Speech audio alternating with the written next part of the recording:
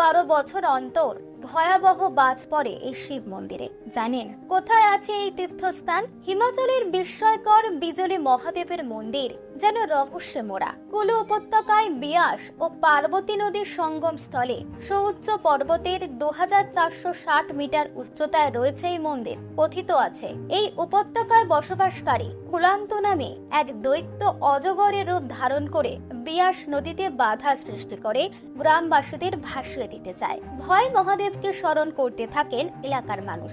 ভক্তের ডাকে সাড়া দিয়ে মহেশ্বর এক যুদ্ধে অজগরকে পরাস্ত করেন, ত্রিশূল দিয়ে বধ করেন কুলান্তকে।